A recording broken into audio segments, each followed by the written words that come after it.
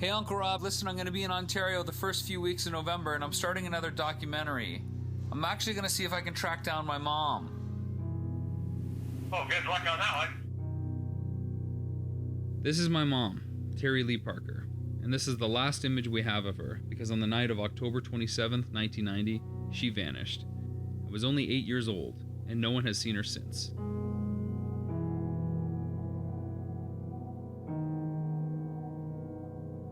A lot of kids who don't know their biological parents really feel they need to find out where they came from, and I understand that.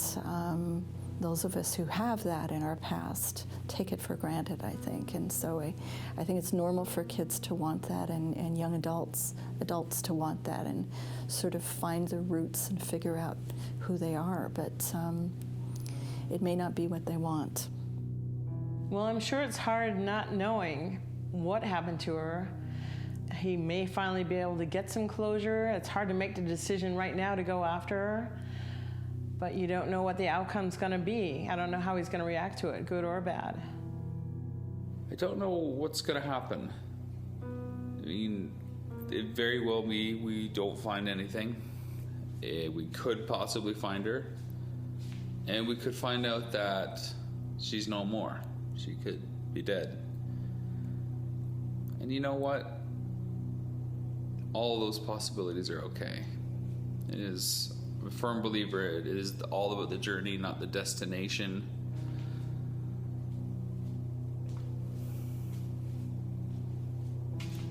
But it'd be great to have some answers. I met him in grade 1. And it was interesting circumstances that brought him to London. I can't recall where he came from in Ontario, but he kind of just arrived in grade 1. We quickly became friends, as he did with some of our other pals that we're still close with today. When he was younger, especially, you could see anger issues. Rob was very strong-minded, potentially confrontational with authority, teachers and principals. Rob really hasn't changed that much since I met him as a kid. You didn't really think about it, you didn't really notice it because his grandparents were great, and to me they were his parents. But at the same time, knowing him, there was this void. Everyone else had a mother or father, and Rob had his grandparents, and you know, his parents were absent his entire childhood. I recall meeting his mom once, I think. I recall being in his kitchen and I met his mom. And then nothing, just vanished. So I can understand going on this quest for him. It's, why not? Why wouldn't you want to know? How could you live the rest of your life not knowing? It's the strongest connection left to him, but is there a connection? You know, what is this going to turn up? Once he sets his mind on something, he's going to follow it through to the end. And I think as a result, he's going to find the answers that he's looking for in this case. This quest is going to have many phases or components, but the first phase is the research phase. It's where I'm hoping to gather as much information as possible, because right now, I don't even have a starting point to look for my mom. Here's what's going to happen for the next 17 days. I'm going to talk with my grandparents, Norman and Carol, my Uncle Rob, and my best friend Jay. And then I'm going to travel to Windsor to see my Aunt Kelly and my Grandma Mary. After that, I'm going to rendezvous with my brother Chris, who's flying in from Thompson, Manitoba to join our trek, and with him on board, we'll get to talk to his dad Rick, who was married to our mom, and we'll also get to talk to Chris's grandpa Ross. On the film side is Ryan Daniszewski, who's filming most of this, and Jordan Morris is co-directing and producing, as well as acting as my confidant and from time to time the voice of reason.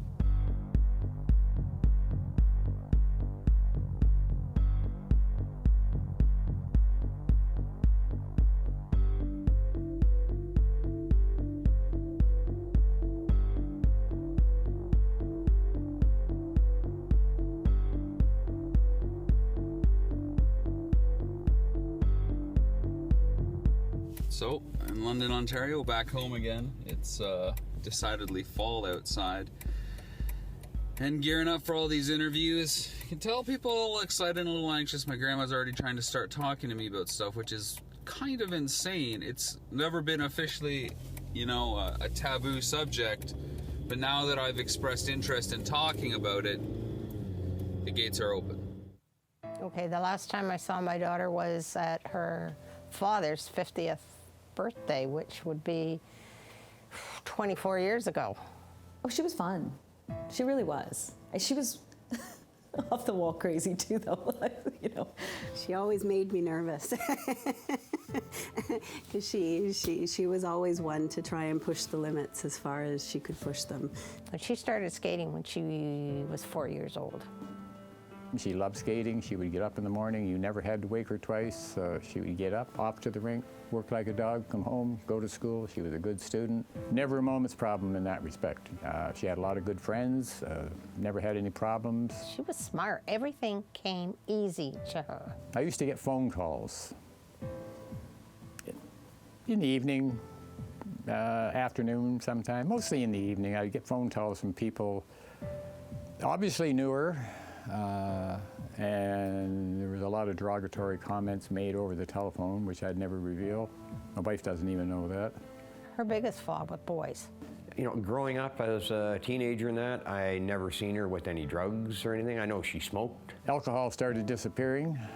I know that for a fact. She turned to other things or other people outside of the family who made her feel very different. She had left and disappeared, I know that, and then she kind of surfaced, and she was going by the name of Lee. So we didn't know that either. It was almost like she had taken on this other identity. That was not her name. I mean, well, it was her name, it was her middle name, but it was not the name that we knew her by. Once she married Rob's dad, I didn't see her very much after that. And I don't even remember how she met David. I don't even remember that piece. I had more respect for David than I had for my daughter. I thought, you know, I looked at him and I didn't say anything. And I was thinking to myself, how the hell did you get yourself in this position? I always wish I knew what happened to her because she was important to me.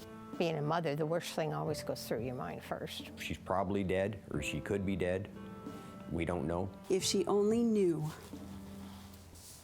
how many people love her unconditionally. I'm probably cold-hearted about the whole thing, but if I never see her again, I could care less. Well, we were only hoping to get an idea on my mom's character and past during the opening round of interviews, we unexpectedly got a lead from my uncle that she was seen in Collingwood, Ontario about 10 years ago. Starting the hunt this early was never part of our plan, but this was too good to ignore. We had to follow it all the way to the end. Probably around 10 years ago, but a buddy of mine who is a police officer with the OPP, so I know he's pretty good with face recognition. He was, I don't know if it was a ski trip or what, but he was up in the Collingwood area, and he was pretty positive at the time that he had seen my sister. Like, he didn't confront her or anything, because it was, I don't know if he seen her while he was driving or in a store or a restaurant. He never really got to that detail. He just told me, you know, it was a matter of factly, you know, I think I seen your sister up in Collingwood. My friend's been with the police force a long time, and when he was with a couple of the smaller cities, he was actually able to go on and try and track her down for me. And he's tried probably 5-6 times in the past over the years and never had any luck trying to locate her. Well, he grew up with me. We had been friends since we were about 10 years old, so he was quite familiar with my sister growing up. And he knew that she had a first marriage, last name McCallum, second marriage, last name Byford. Sometimes she liked to go by her middle name, Lee, so it could be any combination of Lee Byford, Lee McCallum, Terry Byford, Terry McCallum. This is Rob McCallum. I'm Rob Parker's nephew, and you may or may not have heard what I'm trying to do. I'm trying to track down my mother, Rob Parker's sister, and I heard that you may or may not have had somewhat of an encounter, and just off the record, I would love to hear it kind of firsthand to see what it is. Obviously, nothing on you about how legitimate it is, but I'm just trying to get every scrap of evidence, because as you know, probably it's a bit of a mystery, and any information could be super helpful, whether it's now or down the road. So hopefully, you know, you can help me out a little bit and just give us a call back. I'm at my uncle's house right now. We'll be here most of the night, and if you can't get back to us tonight, maybe I'll try you again later on through the week. Thanks so much. I appreciate it. Bye.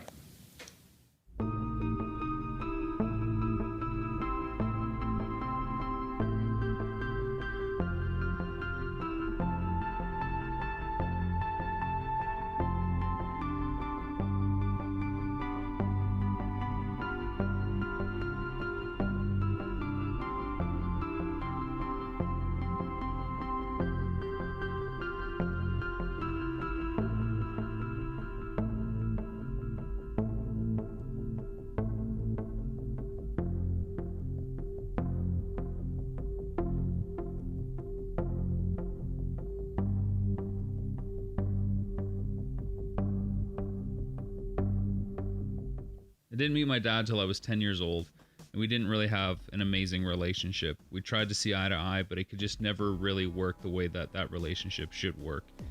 And now that I'm trying to find my mom, I'm wondering if we'll ever be able to have a good relationship, or if the events of the past are really too hard to overcome.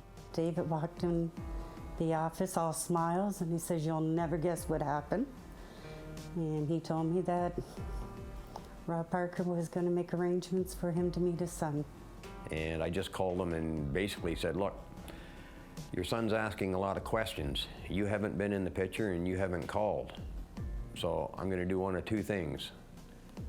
One, if you don't want to have any contact with your son, I won't tell him I ever found you. But if you do want contact with him, now's the time to step up and give him a call or visit. I think it was only a matter of about 2 weeks later that he got to see his dad again. I remember driving up to London, and David was feeling very nervous about it. He wasn't sure how Robbie was going to react to him, and I think he really worried about if Robbie was going to ever forgive him for what he did. There was a lot of disappointing trips where Rob would go and visit his dad for a weekend or a week, and he'd be excited for it. And by the time he got back, he would be so over it and hoping that he wouldn't have to go see his dad for another year. When it came to Robbie wanting his way and Dave wanting his way, yep, they would butt heads, all right. We moved down to Houston right after we got married. Rob's dad helped us build a house down there, and it was in the same neighborhood where they lived, so we all lived really close, like almost across the street. And then later on, Nelson and his family moved down. Rob was never into hunting, but Nelson and Dave went hunting quite often. And one weekend, Nelson and Dave went hunting. It was late in the night. We were sitting around the campfire having some beer, and I wanted to go hunting in the morning because I like to hunt in the morning. He didn't. He'd stay up, skip the morning hunt. And then, so I went to bed, and then I don't remember how much longer after, but there was another gentleman with us, and he come running in the house and woke me up and told me there was an accident and I need to get up. And when I got up, I ran outside, and our dad, he was on fire. We got a call really early on a Sunday morning, and it was Donna. She was down at the hospital in Houston, and she said that Dave had been in an accident and that he had burns all over his body. And I just remember Rob saying, "Why does it have to be burns?" I think he was freaked out. I think he was afraid to see him after that. Soon after that, he went into a coma, and then never talked to him again. When he left the camp, I never seen him again. And my heart really went out to Robbie because David was all he really had then. And not to have a mother, and only a father, and then to lose your father, it was really hard. And then also to make the decision to pull the plug on his dad.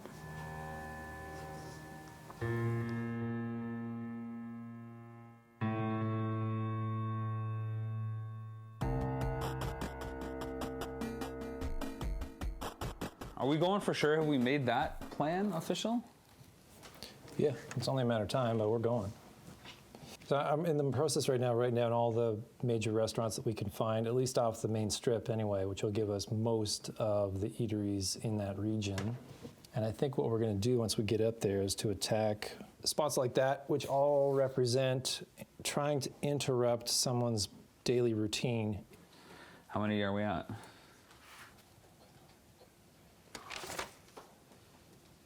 $59. And a bunch of these are Wendy's. Those that includes Starbucks. Hotels or not hotels? No. That's just restaurants. 59 restaurants. With chains, with Timmy's, Starbucks, that kind of stuff in there as well. And we had talked about making a flyer. Yeah, actually leaving posters behind. Have you seen this person, missing mom, and details on her, the most recent photo that you have of her, and traits, you know, like she has been a server, she has been an accomplished figure skater, you know, anything else that we can throw in there and see what kind of a hit we can get. And we got to hit it all. So my concern is that it's a smaller town, but there's still lots of restaurants. How big is Collingwood? Do we have a population? I don't have that yet. Let me find that out right now. I should say over here, up here. Population just under 20,000 as of 2011. The big question is how much time do we have for this trip to Collingwood that we can manage and pull off? I mean, I haven't even run this past my brother yet, right? I mean, he might say you guys are just wasting time. You guys are going up there on a rumor that's changed from 4 to 10 years, and you just hope to get lucky by putting posters up there. It would be tough. It would be tough to do them all in one day. So from London, how far of a drive is it? 3 hours. 246 kilometers, which is about 180 miles. So we got the poster, and it's walking in and saying, "Hi, I'm looking for a missing person. I haven't seen my mom in a long time. It was rumored she was here 4 to 10 years ago. Have you seen her?" Whatever the answer is. Do you have any advice as well? Do you have any advice? Can I leave this here with you, and can we post this? Would you allow us to post this?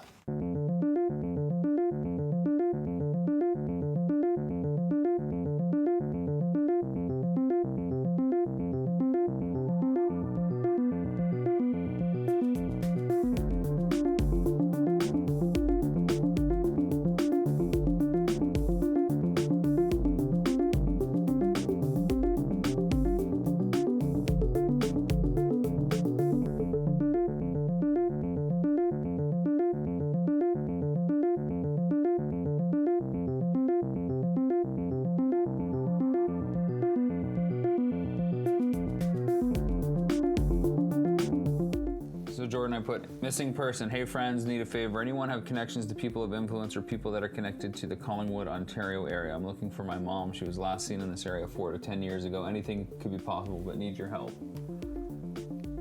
Sound good? Yeah, it sounds great. This app is supposed to allow you to see what somebody's look like when they're a bit older. It's the new version of hiring a sketch artist. I may go online and see what I can get as well, because it's a little comedic, I think, but... Well, as long as we're upfront about the fact that there's no science behind it. Yeah. That's fine. So...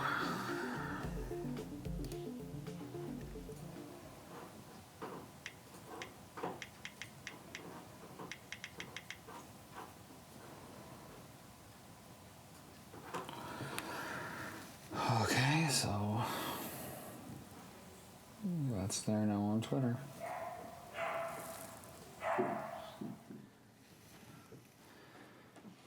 That's creepy. Whoa! Is that freaky? Oh man, I can't, that, regardless of, but like, watch this. Yeah, I saw her move. Jeez.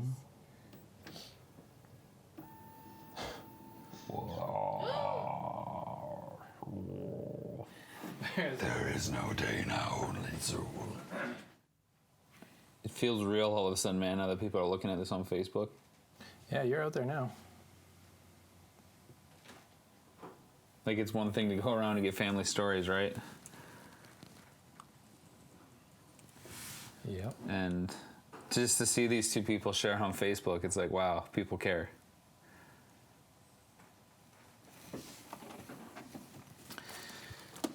Which I'm super comfortable with, obviously.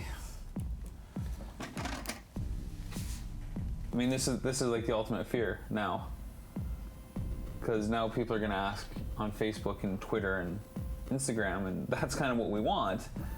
But now it's all those years defending this whole thing as a kid, like saying, oh no, my mom's gone, and like ending the subject. Not no more. Yeah, that's... Oof.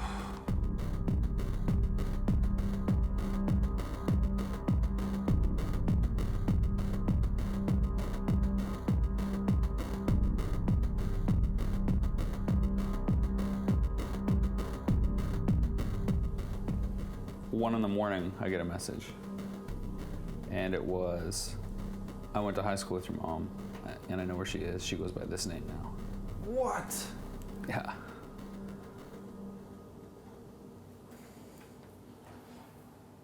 Well, I could tell by your text that you had a solid lead, but that's way more than solid. That's way more than a lead. We know where she is. Like, how close are you to having an address, even? Kitchener, LinkedIn profile. Kitchener? And workplace. So obviously you went online and looked? Yeah. Went online, looked, Facebook profile. Picture? Yeah. Jesus, man, that's amazing. I don't 100% buy it. You don't think it's the same person? No. I think definitely similarities. A few different facial things, like a mole on the face that wasn't on, that I never saw with my mom. Well, Stuff can happen. Absolutely. You know, I mean, sunburn can leave that kind of thing. Sunburn, smoking. And then this morning at 9:30 a.m., I get another message from another party that eventually was the one that prompted each of these two parties last night. So there's like this person at the top who shared this with everyone, and the two people contacted me based on that initial person. So this initial person said, someone messaged me, and she's living in a hotel in East London. What? I had a friend say that he knew her, this guy named Bud, and she's living in a hotel in East London. Flash forward to 10:15, I get a message. Hi, someone says you're looking for me, but I don't know if I know you.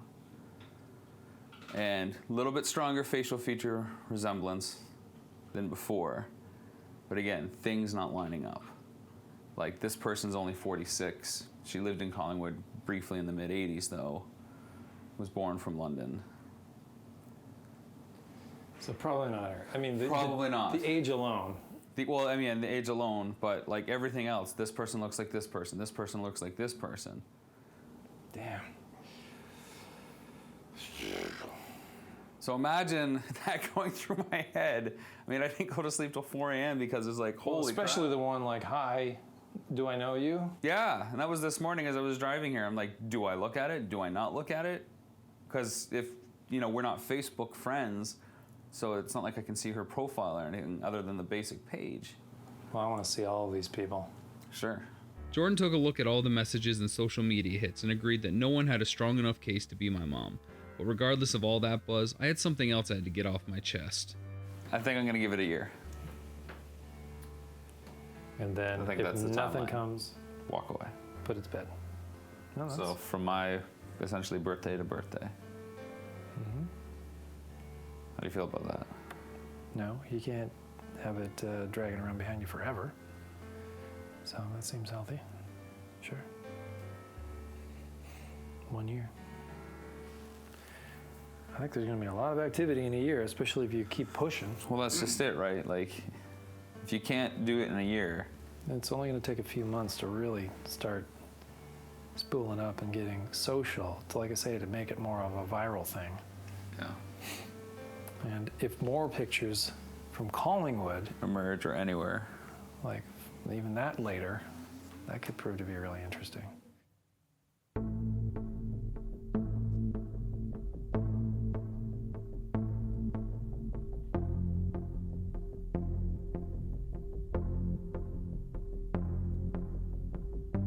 Chris flew into town and we were eager to add him to the mix. He's an RCMP officer, a Mountie, and he's got a level head for these kind of situations. Truth be told, Chris is my half-brother.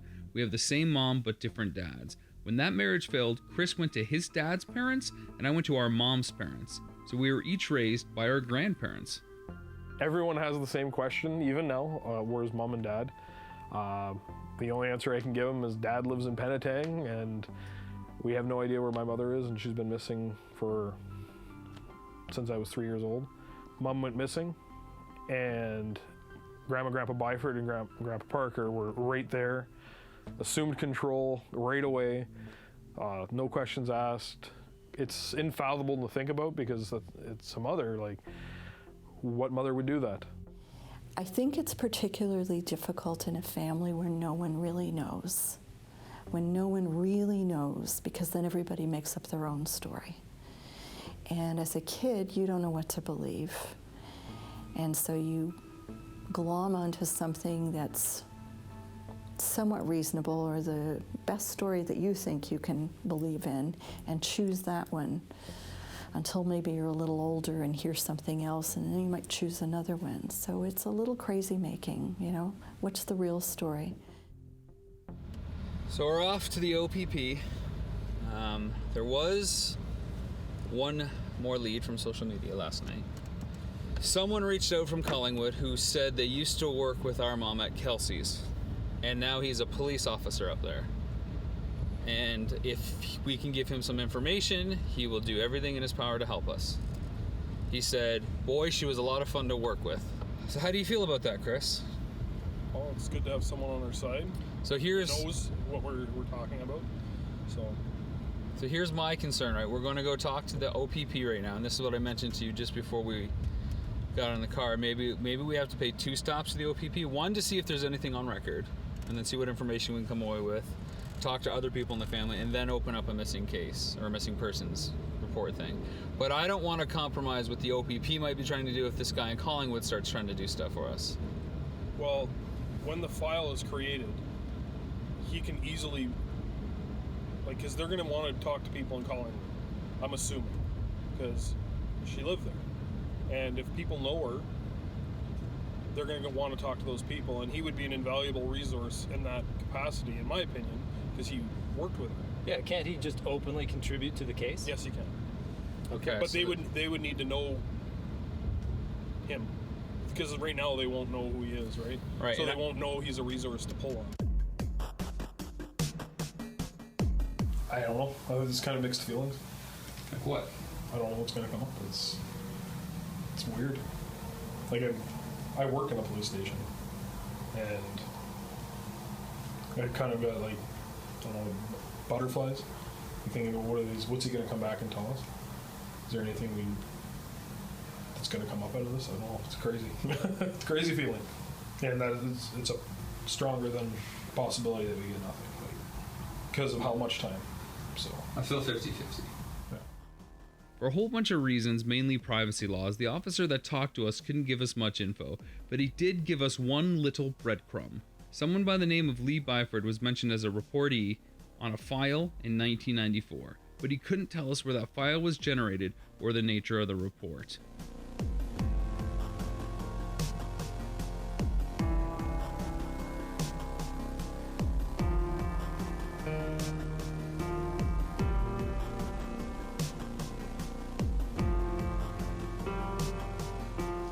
So Chris, give us a brief explanation of what we're trying to do without specifics. I'm going to text a friend of mine to see what she can find out about what we just learned. Essentially, it's just a shot in the dark that we might be able to pull out whatever was being looked at. Okay. The idea that the last reported sighting might have just gotten 5 years fresher and possibly be in a totally different direction than we were about to pursue freaks me out, because we're throwing everything we have, limited resources wise, and time, money, all of that. We're trying to cover the best ground that we can, and if we're just throwing a net over the wrong part of Ontario, we're going to get nowhere. So it's really important that we figure out as much as we can based on the information. There's zero guarantees of anything. One of the hardest parts about this for Chris is that he has no memories of our childhood or our mother. Nothing. So I wanted to help him with that and show him some home movies that I recently discovered. Go catch up to Robbie, Chris. Where are you going, Chris?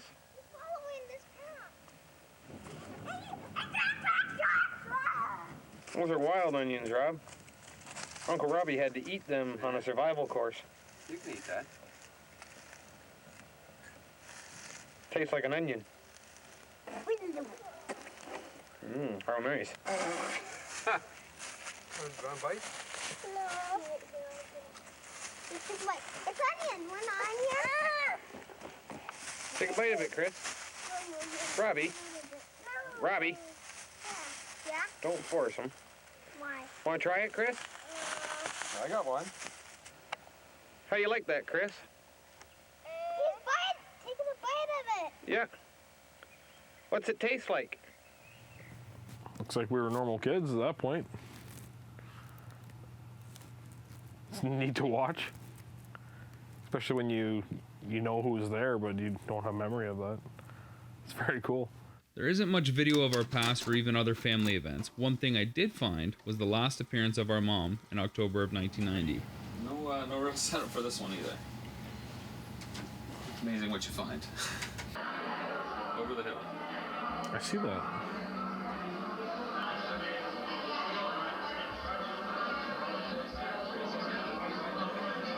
See what that was? Mm-hmm. Very good. That was the last time anyone ever saw her that we can think of. It's weird. I don't know. I have no memory of her. It's something that I didn't even think existed. It's just crazy to wrap your head around everything we've heard and then to see that. Again, we've only seen still photos, or at least I've only ever seen a still photo, which is always like wedding photos, where it's obviously a very happy moment, but it's static. There's no movement, no life to it.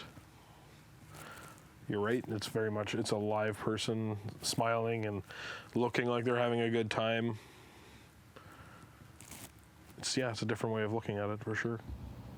I mean, we've talked about the last few days this idea that maybe it was don't come back, or directly or indirectly implied that if she came back it would be bad for everybody, so maybe that's why she left. But then if this is the last moment, did that moment happen that night? The plot thickens. All right, what's going on? Just received an email from a friend who says that she was able to look up a Lee Byford with the same date of birth, and it's a Toronto Police Department. Jesus, what do you think that means? She's now in a city of 2 million people in 1994. All right, my friend of mine there did some digging on our little bit of a lead there yesterday. Yep. And she discovered that it was a general occurrence in Toronto for Lee Byford in 1994, and I have a file number as well. So no address or anything? No address. Not on that system. Toronto would probably have that. So we went to the Toronto service, and Doug, we might find a fuller, more complete file. Yes. Because we have a file number now. That sounds promising. Yeah? Yeah, Chris said that we need to do an ATIP in Toronto. Yeah. Okay, now that you know the service. Yeah. You're not throwing them all over Ontario. Yeah. All right. And we just happen to be driving through Toronto. We can stop at a police station in Toronto.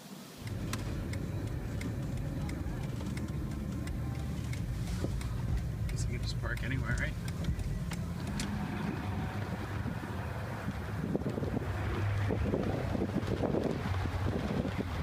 Thoughts? So she wasn't using the right search parameters, and I'm not going to tell her how to do her job. Yeah. So at least not in that setting. So I think our best road is to talk to someone who has some kind of connection to the family, so we can actually talk to them about what we're trying to accomplish here. I thought it was curious that she didn't even want the incident, like the report number, the file Or our number. names or anything? Well, she really wasn't interested in having to go any further. That's clear. Yeah. But she could have confirmed whether or not that file existed. And just chose not to. Yeah. Yeah, that's really what it is. What are you thinking, buddy? I'm not thinking really anything. I'm just, I guess I am thinking. What can we do without getting anyone in trouble? I don't want to. That's not my goal here. I want to be able to get this information easily, and that's all. That's really it. It's just really frustrating for me that these people are doing their jobs. And I get it, that there's laws in place to protect people's private information. I wouldn't want my phone number or address given out either.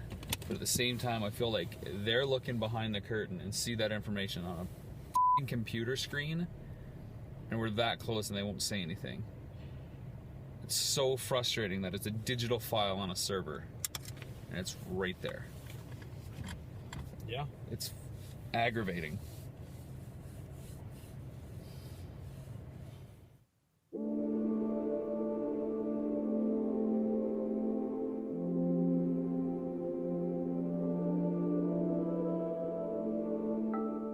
Even with our stop in Toronto being a bust, we still had an important interview ahead with Rick Byford, Chris's dad, in Penetangwisheen, Ontario. This interview could lead to a lot of key information, as he may have known our mom best out of anyone so far. My dad is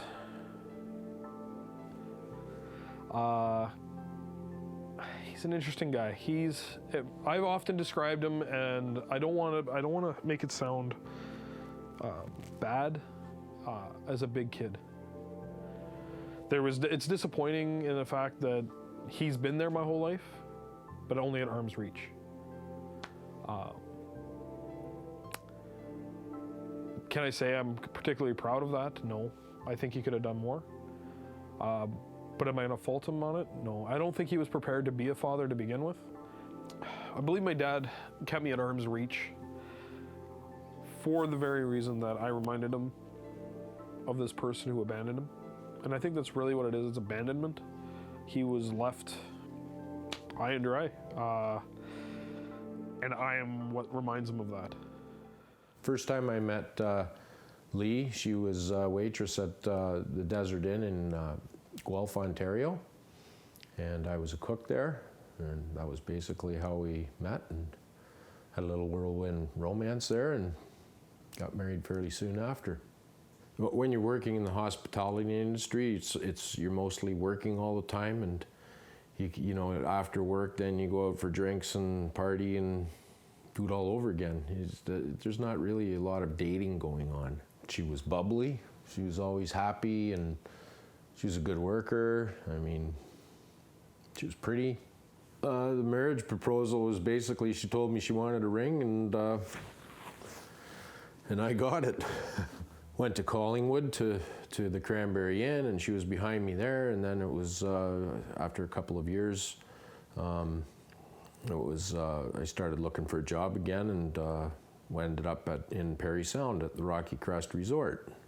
She would have known she was pregnant, I guess, probably 2 months after we were married. Must have been, it had to be that close. Went off the pill and didn't tell me, and bingo, she was pregnant, right? Like, you know, she wasn't coming home at night and stuff like that. Oh, I fell asleep at my friends and blah, blah, blah. And that's when we weren't working at the same resort. She had taken a job at another resort. And then she did it again one night, went somewhere after work and came home in the wee hours of the morning, and it was like, this is your last chance now. You've just used it, and it better not happen again. And then 2 days later, it happened again, 2 or 3 days later. And then that was that. We weren't really together for all that long, really. You know, it was like 3.5 years maybe that we were together, maybe not even that long. I don't really know why nobody ever tried to look for her. I don't know. And so I don't know if the boys at all have really talked about this openly and honestly, about their differences and the different perspectives they have of their mother. But if I was a therapist seeing them, I might want to start there. They each have their own individual issues connected to her, but there's a common bond that they also have connected to the trauma of their mother not being in their life, and it is a trauma.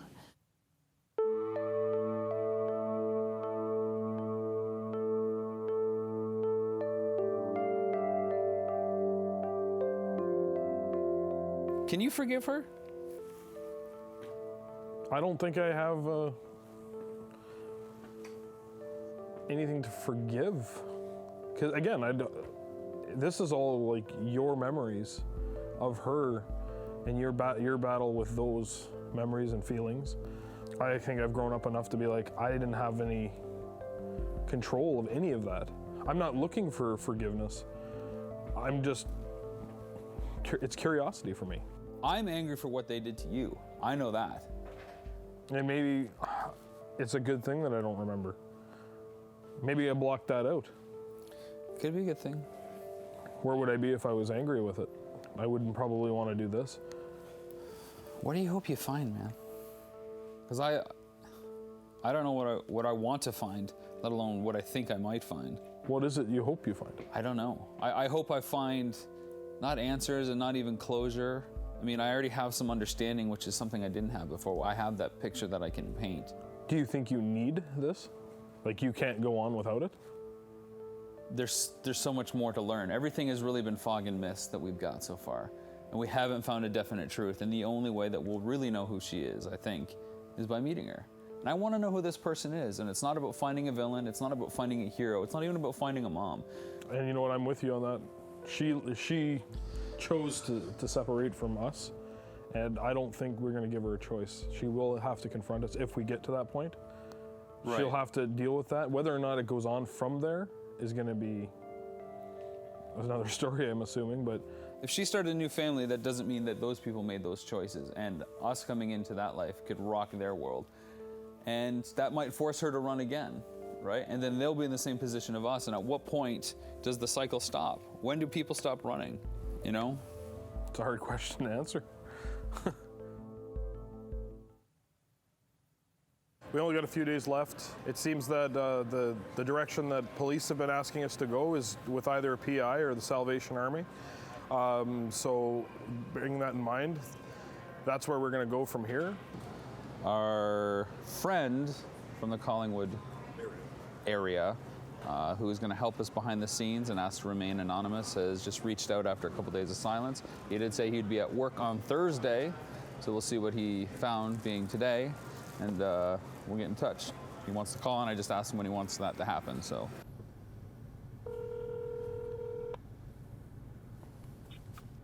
Hi there, this is Rob McCallum. So I worked with your mom at Kelsey's, and she was a cook there, and I started out as a dishwasher and made my way and did the deep frying stuff there. Right. So I worked extensively with her. We had a great time there. She was really, really nice, and it surprised me when I heard that, when I saw the picture on the Collingwood page of the Facebook Collingwood page. I was surprised when I saw the picture and saw that she was missing. Yeah. What was more surprising was when I ran through the records that I had access to, you can see that you've made an inquiry about it. Yeah, we went to the OPP to try to see if there was anything ever opened by our family. Nothing. Like the last thing was, I think, back, and there's stuff from like the early 90s in there, but that's about it. Right. So I would suggest to you, like, did she have other things you can think of? Did she have a best friend? No. Yeah, I mean, we've... Had to have been close with somebody. Well, that's just it. She was such a traveler. She was never really in any one place for more than a couple of years. And we can't find a single confidant at really any point in her entire life, because she would just move from group to group. And even when she was in the Collingwood area and married to her second husband, she had 6 or 7 jobs all up in Collingwood and Thornbury and Mactier and Owen Sound and Perry Sound. Now, would she be the type of person that would collect social assistance? Do you know that? I have no idea. It's quite possible. There were suggestions that part of the reason she had kids and wanted both my brother and I around, even though she wasn't maybe capable of raising us, was to get some social assistance out of it. All right. Just give me a second. I just got to go in here and book myself back in service. Sure. I got to go, brother. I'll call you back, okay? Okay, I appreciate it. Thanks. Thanks, man. Bye. Well, he didn't get any more information just as we were starting to talk about that case file. Before we could even get into the case file stuff, he got pulled away. So at least we're all on the same page so far that maybe that 94 reportee thing was the last of it. And he's going to call me back. It sounds like he didn't want to cut that off. So that's cool, and maybe he can get us some more information with what he's got access to. But if he's OPP up there in Northern Ontario, then he maybe only has what OPP down here in London saw, which isn't enough to get more information. So we're still pushing for that inner Toronto lead. It's pretty funny though, right? He said the same thing. She had to have had a confidant. She had to have had a best friend, but we haven't found any. Nope. We have, I still find that weird. we don't have much going on our side. I'm not not giving up or anything by any means, but we've got some solid options, and the thing is, everything that we've got really needs to produce something to go forward. Yeah, we're stalled out unless we can get into that file and find the next crumb. Yeah.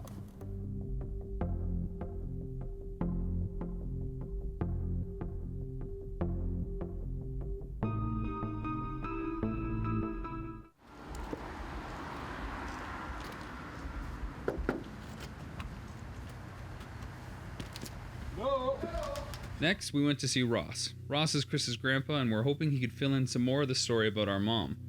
Ross also has a cousin, also named Rob, who works for the Toronto Police Force, so we're hoping to give him a call and see if he has any suggestions about learning more about that report that was filed in 1994.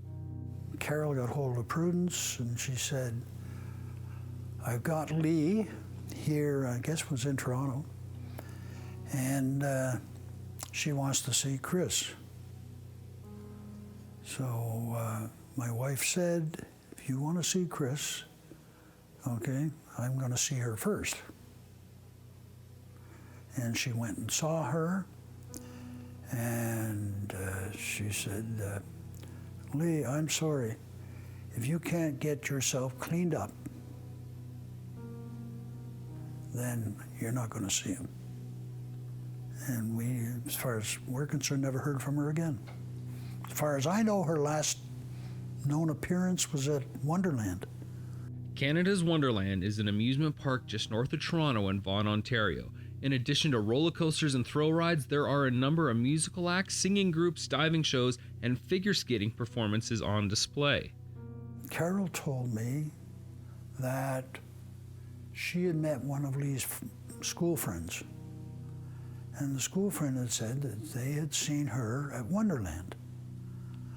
And Carol went up and tried to trace her from there, from Wonderland.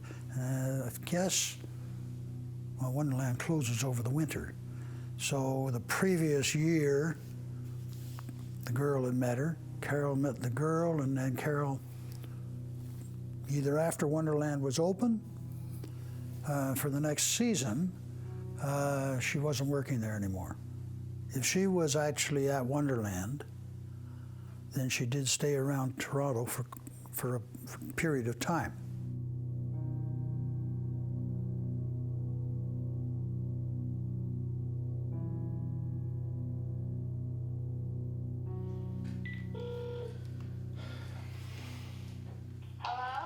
Hello, is Rob there, please? Yes.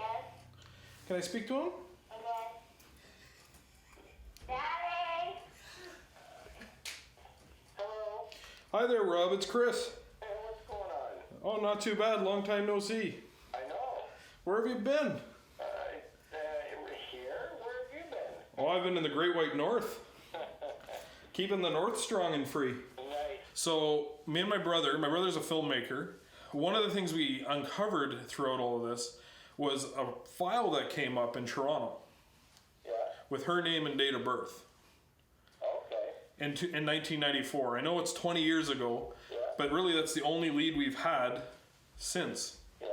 So there was no ever any missing persons file per se, like you would hope there would be one, but there isn't. And I was just wondering if you were able to look into it for me. Oh, yeah. So what do you think about that? That's awesome. How are you feeling right now? Excited. Why?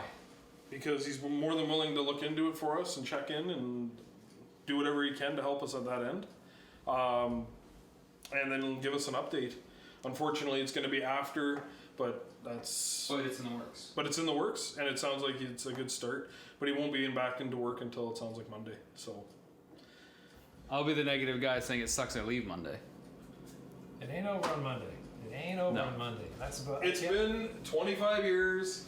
Another couple months isn't going to kill anyone. I can't imagine a better case scenario, really, than that. So... There's still no guarantees Here's the there's question. anything in that file. Here's the bigger question. But what do we do Saturday? Collingwood. In what capacity? Combination, like we said. I think we should try. Go and see if we can talk to anyone, just to talk to them, get our faces out there saying this is what's happening, generate hype for this Kickstarter, being like, it started in their community. And I think we can get people on board with that.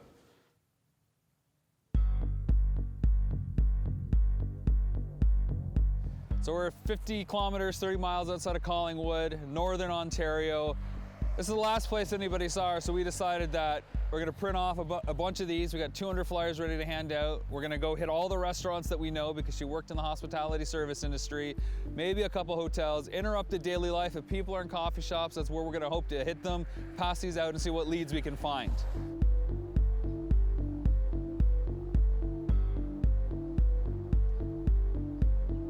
Oh, not bad. How are you doing? Hoping that you can help us with something. We're conducting a missing person search. No, well, not too bad. We're hoping you can help us out. We're conducting a missing person search. Our mom disappeared like 25 years ago, but someone said they saw her in the 4 to 10 year region in this area, which is where we grew up in the mid 80s. We're actually wondering if you can help us out. We're conducting a missing person search. My mom went missing 25 years ago. So I live in Las Vegas. My brother lives north of Winnipeg. He's hitting another restaurant because she worked as a waitress and stuff. And we have a flyer and we're wondering if we can post it or give it to you.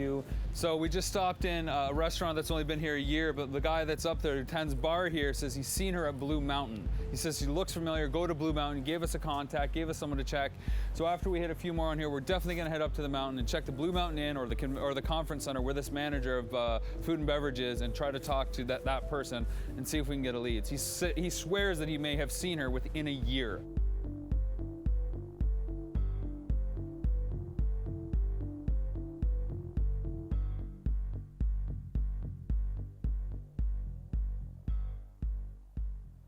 So we're outside Kelsey's. We had lunch here. This is where our mom used to work about 23, 24 years ago. And we're about to talk to somebody who just punched in the clock. So he's about to start a shift. And he worked here about 20 years ago. So there's a chance that there's some overlap between the two. It's the last shot at the end of the day. Hopefully that we can get some information out of this guy and end the day on a positive note. But we've done a good job, I think, papering the town. And success will only really be determined on what happens going forward from here. So let's hope we get lucky and see what happens. I have a lot of mixed feelings about being back in Collingwood because the years that I lived there were probably the worst years of my entire life. Chris was born. They were living in Thornbury. Okay, you're going to get your life together. Now she got a new husband now. This is the second husband. Going to get her life together, and they're going to do this, and they're going to do that. And I said, okay, we'll let Rob go live with you see how things work out. I gave him my battle armor He-Man. I'm just like, take this with you.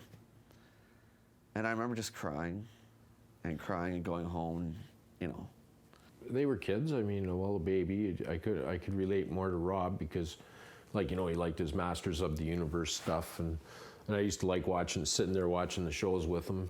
Our family life, between the three of us was pretty good, A lot of times the question was, well, where's Mom? Well, she's at work, she's somewhere, I don't know. And then over time,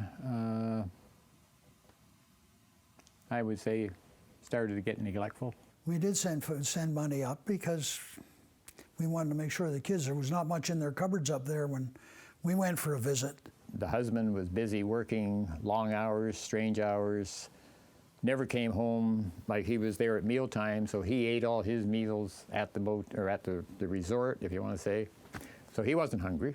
We don't have anything for supper or something like that, and I'd have to leave work, go get something for them for supper, bring it to them. Robbie and Chris would come down with the father, and Robbie would kind of raid the cupboard because he wanted to take food back home. Kind of the caretaker, looking after the little brother. I don't know what the mother was doing at that time, whether she was working or whether she was just out diddling around or something, but they had a babysitter that was looking after the kids. I think she was supposed to be working somewhere. I have no idea where.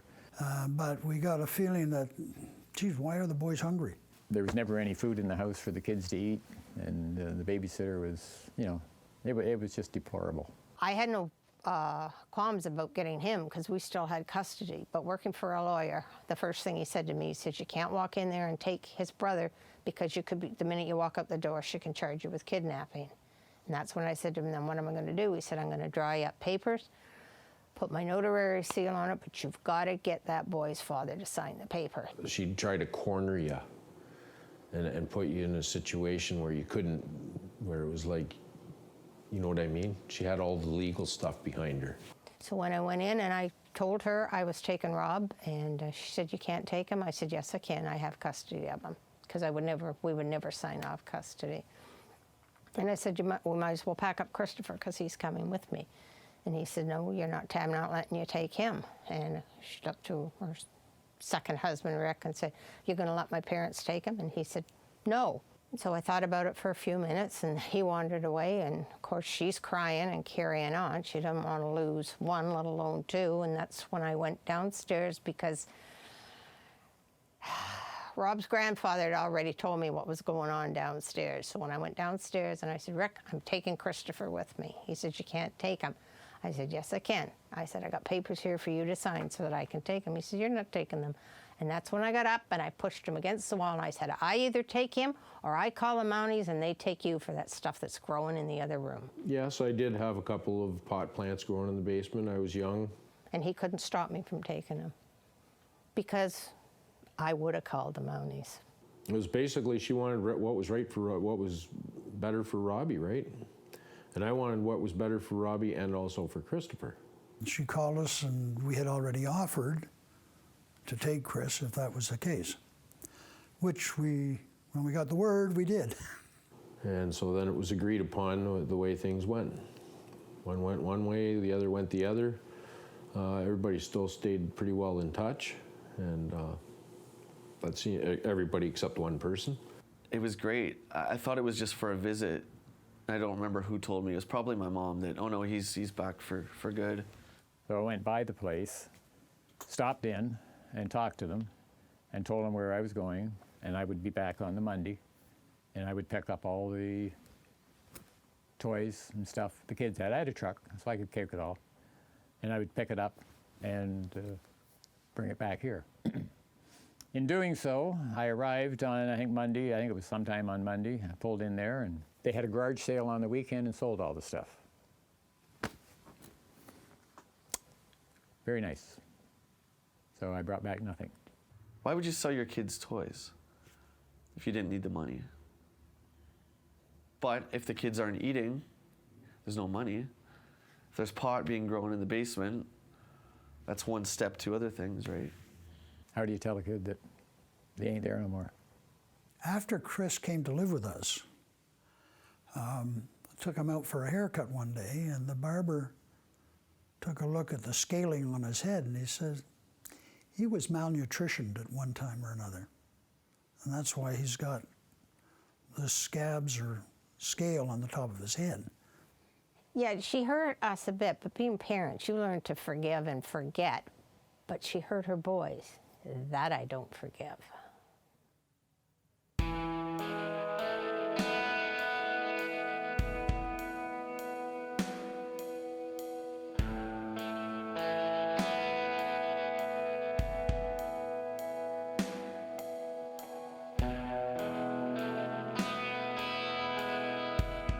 It was definitely a learning experience.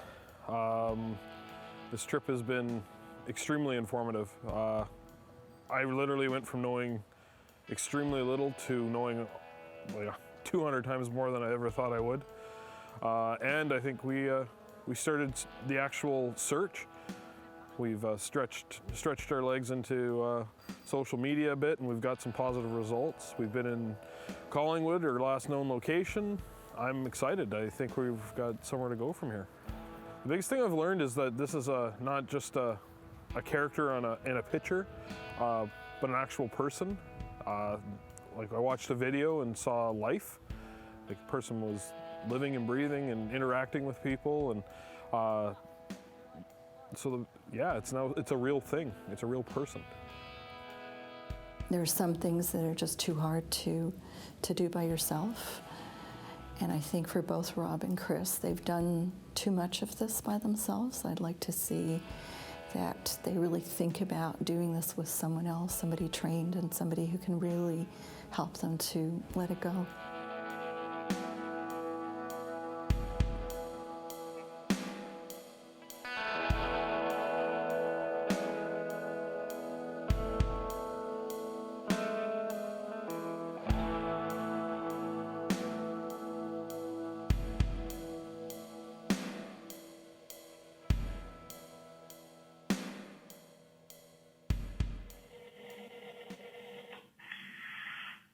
Hey, Chris, it's Rob. Hey, this is being recorded for the sake of the film. Just thought I'd throw it out there. Essentially, I spoke with our friend, for lack of a better term, who was able to discover that file number that we've been so curious about. Right? Basically, we was able to learn that it was a mischief file where a rock or a brick or something was thrown through a window. Okay. For all intents and purposes, Lee Byford, same date of birth. He didn't tell me the address, but he did say that he followed up on that address, and he said this person wasn't living there anymore. He then dug around a little bit and found another file that it was in 2006 on Eglinton Street in Toronto with a Lee Byford, same date of birth. She was a victim of an assault. Also followed up with the phone number on file for that and the address, and this person has moved on since then. Yeah, I mean, it's nice that it is all kind of revolving around the same area. I don't know if there's an address for this 2006 incident that we can investigate. If it's a landlord, what do they know? What can they say? What are they willing to say? It just really points us in another direction. With Chris still in the GTA, the Greater Toronto Area, he might be doing a little road trip himself. I don't know. Yeah, that's possible. Yeah, he's got hope. He's got the time to be able to get all over this and to investigate it further. Yeah. If there's an address in there, yeah, he's got to share that with you for sure. Yeah, absolutely. So the plan right now is to focus all our efforts on Toronto. As crazy as that sounds, a city of over 2 million, 3 million once you consider the surrounding area. But new flyer will go up today with Lee Byford, and I'll try to get more recent pics. Keep pushing. So, just got a message, man, on Facebook from somebody who saw our social media posts, and they said, "This is Lee's number." They gave me the phone number. This was just forwarded to me for some reason. She said, "This is your mom's number." And it's a 647 number, which is a Toronto area code. So, what the hell do I do? I understand who forwarded it to you, for starters. This is someone who was in a certain picture that was just posted. I'm trying to protect their identity a little bit since this is being recorded. Yeah, okay, that's cool. And she still has contact with your mom. The message says, and I'm not skipping a word, "This is Lee's number," the number. "This was just forwarded to me for some reason." She said, "This is your mom's number." And I responded right away, "Are you kidding me?" Question mark, question mark, question mark, question mark. And I'm waiting for a response. So this was a flyer that was posted on a Collingwood Facebook site, and someone saw it and contacted the person who posted it, who was, again, one of these people in the pictures that we just posted through social media, and now this number is out there. Hello. Hi, can I speak to Lee Byford, please? Speaking. Lee, I'm a friend from the Collingwood area. I think we may have worked together. I'm just trying to see if I can get in touch with you. I think we worked together at Kelsey's. Okay, you are? Well... Your name? Oh my god. My connection just dropped. Dude, I didn't think you were going to get up like that. Like, you could literally tell her that you did something you didn't do. Well, at first I thought it was a voicemail. Oh my god. And then my connection dropped because I have all my iDevices on.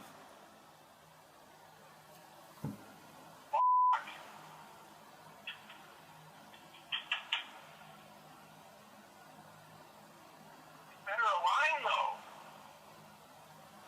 Yeah, I think it's her. Holy f***. And I would clean the slate as soon as possible. You can't have any deceit in this.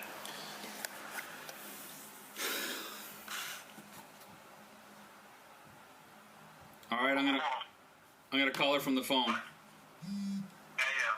Just apologize. Say, look, it freaked me out. And then the hang-up wasn't wasn't me. It was a communications thing, but I honestly didn't think it was you. But introduce yourself by name after that and just see what the hell happened. Yeah, agreed. Jesus. Okay, I'll let you know how it goes.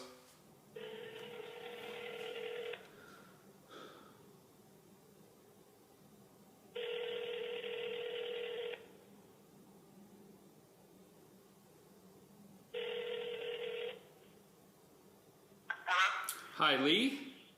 Yeah. Hi, sorry, my connection dropped. I was calling you from a Skype number. Okay. Sorry about that. Listen, this is a bit strange. Are you sitting down? Yeah. I think you're my mom. Who is this? Rob McCallum. Okay, where are you? I'm in Las Vegas right now, which is, if this is a mobile number, it's probably why it came up as a 213 area code. Are you my mom? Yeah. I don't know if you're gonna hang up or anything, but I just want to let you know I love you. Oh, do you have a number I can reach you? Yeah. I'm at work right now. Okay. I will call later, okay? Or text me and I can call you back to save long distance. Please call me. I will. Thank you so much. No problem. I love you. I love you too.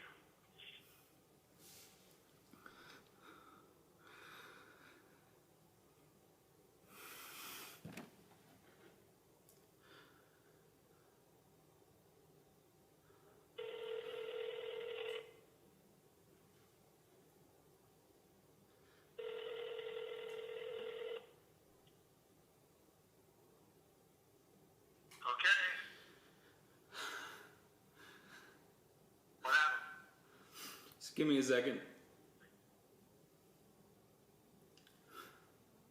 It's her. Chris. Yes. It's Rob. Yes. Are you sitting down? I am not sitting down. Do you want me to sit down? Please sit down. I am sitting down. I just talked to our mom. Really? I'm not you. Holy Well, before we lose that opportunity, what was the phone number you called? Yeah, I gotta race back to my office. Well, I'm hoping that we can do the first meet together with cameras around if she's cool with that. Yeah, well, sooner the better because I'll have to fucking pay another $200 to extend my flight. I hear you, man. I gotta book a whole new flight. Yeah. Are you sitting down? Okay, I need some advice. I'm back. I just talked to my mom. You're kidding? No. You did? 100%. How did that happen? To leave a callback number, press 5. Hey, Uncle Rob, it's your nephew Rob. It's about 20 to 3 your time on Wednesday, November 19th. Just calling to let you know that I talked to my mom. Hopefully you're not on a ladder when you get this. So George and I have had an adventure this morning. Oh, what happened? I talked to my mom on the phone. No way, are you serious? I talked to her on the phone. Really?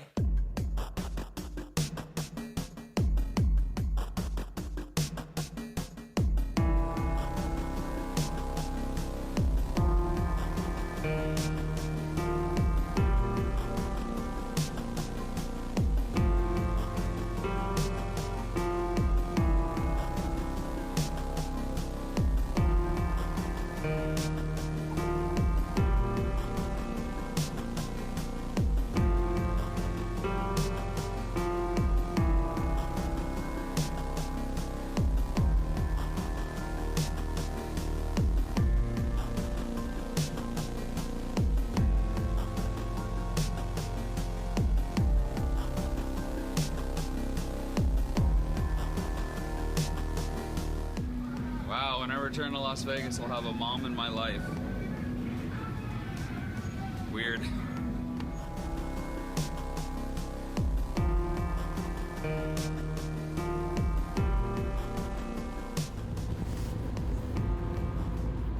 where are we going?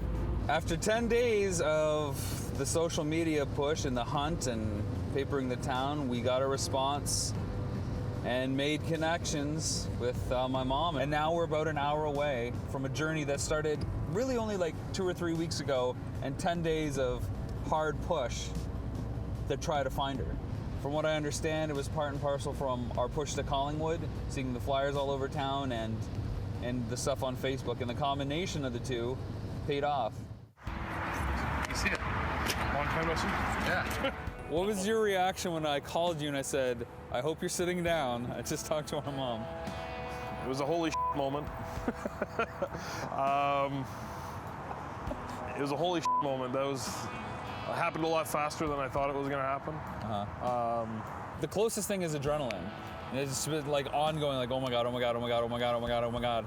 It's like, this is happening. And the second that I got the information and talked to her on the phone, it just didn't end for that entire day. And then the next day it was like, oh, no, this is still happening. This wasn't a dream, and this wasn't just for a film, and this is like big ramification kind of stuff. And booked a flight that night, and well, here I am. I don't have any expectations, I don't think. All I know is that everybody said that it would be near impossible to do, and we did it. And that feels really good for the moment. She's worried that we won't recognize her. She's worried that she's not going to have the answers to the questions we have. And I just said, I'm hungry. I'm just looking for something to eat. She said, I don't think I'll be able to eat. And I said, Chris and I probably won't have that problem. we can eat. So, you hungry? I can eat. You can eat. Okay. All right, we're going off into the sunset.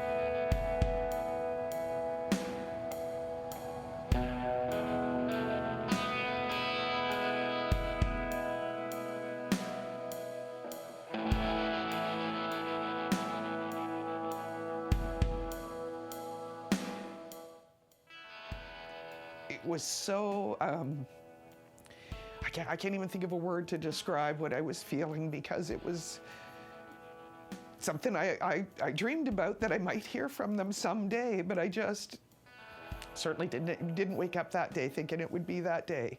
I don't want to say it was a different time, but it was, and I never thought to go to a relative and tell them what I was going through, because I couldn't believe that I couldn't talk to my parents, or that when I did, it wasn't well received. They, you know, I just felt very lost, and that I didn't have anybody.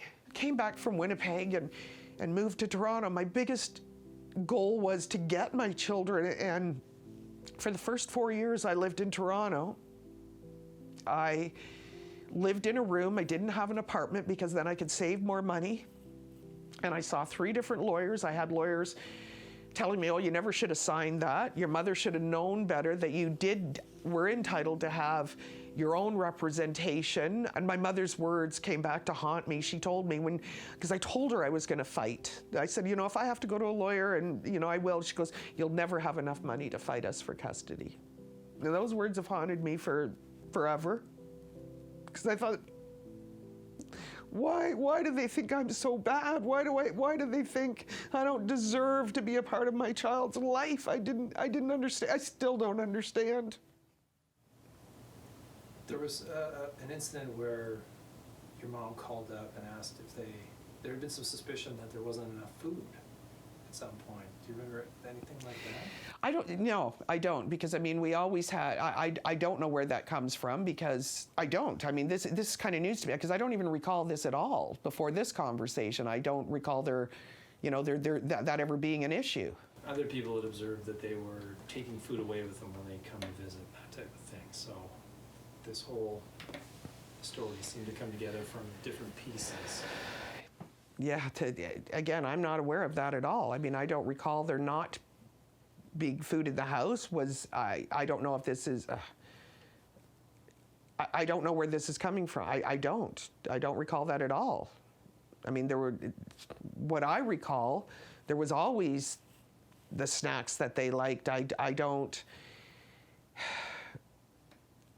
For example, Rick mentioned several times that the babysitter, Liz, would call him and say there was no food in the house, and then he would have to leave the resort to bring food, because he didn't know why there was no food in the cupboards, or toilet paper, or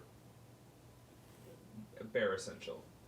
Something like that. Now, see, that again, this is the first. It's nothing he ever discussed with me that I recall, and I mean, he lived there. So I mean, why she would call him at the resort to tell him there was nothing when he lived there? This is pretty confusing for me right now, because I don't remember anything like this. I remember there were issues where Rick and I didn't talk. I don't remember this at all. You know, in this context, I just know there were problems, but I don't remember there not being food in the house. I don't remember.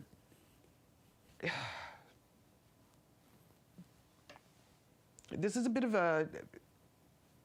I'm trying to go back all that time ago, and I don't remember any of this. I don't know if this happened after I left.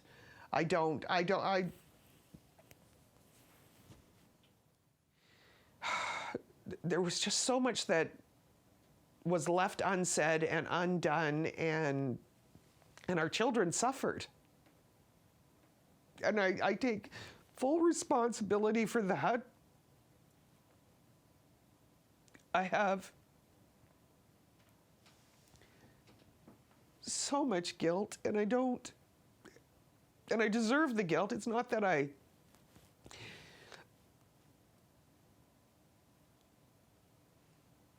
just didn't have the skills. I didn't know what to do. I didn't know who to ask for help. I just didn't know what to do. So we just finished interviewing my mom. It was like a 3-hour interview, and I got to send the footage to Chris because he couldn't be there. And we covered a lot of subjects. I'm sure I'm going to have a ton more questions as I think about how everything went.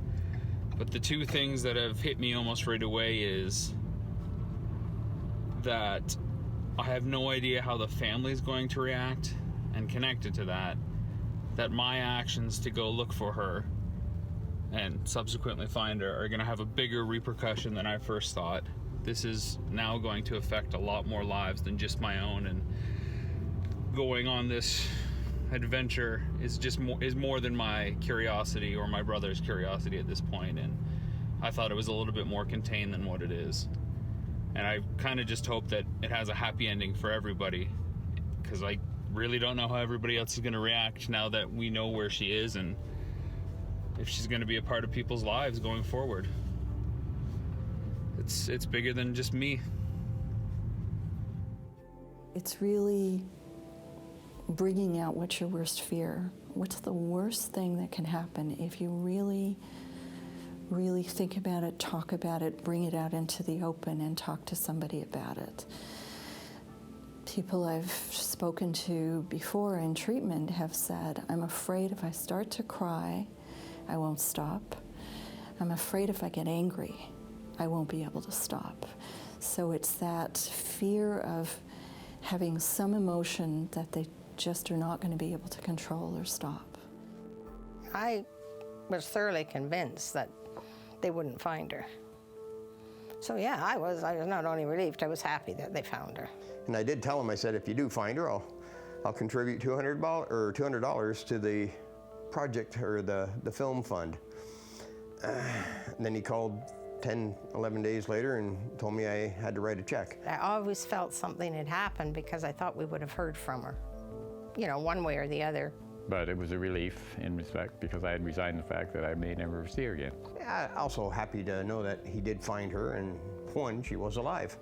When I first saw her, it was like dead silence.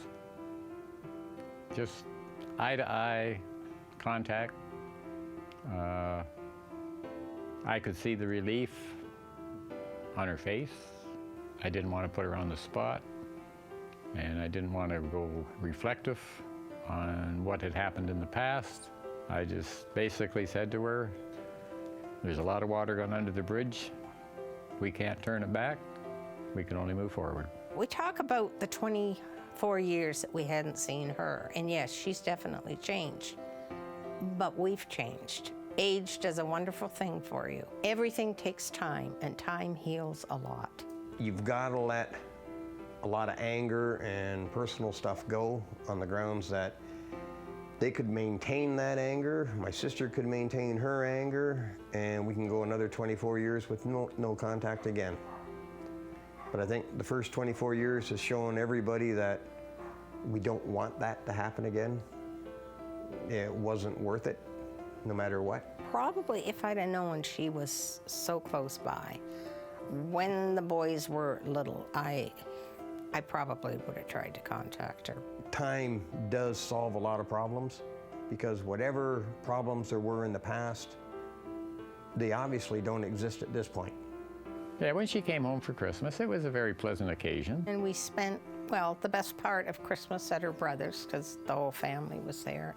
I think one of the better aspects of the getting together at Christmas is simply the fact that we were able to do some family photographs that haven't been done for 24 years. That's including my granddaughter in there, and it was a very happy moment to meet her and see her again.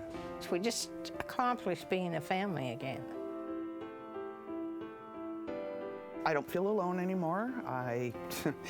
And for me it's overwhelming because I've never really counted on anybody, and it's hard getting used to it. Counting on people or having people there for me. I'm not used to it. It's a new feeling. I've always thought family was important. It's trying to deal with family issues at certain times and not knowing how. I think if you can overcome that, then that's key. I give her due. I give her all the credit in the world for what she has accomplished. She's done marvelous things with herself, more than I would expect, put it that way, if you want to put it that way. I would do the same for her as I would do for anybody else in the family. I can support her 100% without question. I think you can achieve anything you want if you put your mind to it. If you want it bad enough. If you want it bad enough. There is love from your family that members want to share with you. And it's something that can't be done when you're not around. Don't ever sit back and think that you're not loved, you're not wanted, or anything else, because you're wrong. Like the 24 years, you're wrong. We do love you and we do want contact.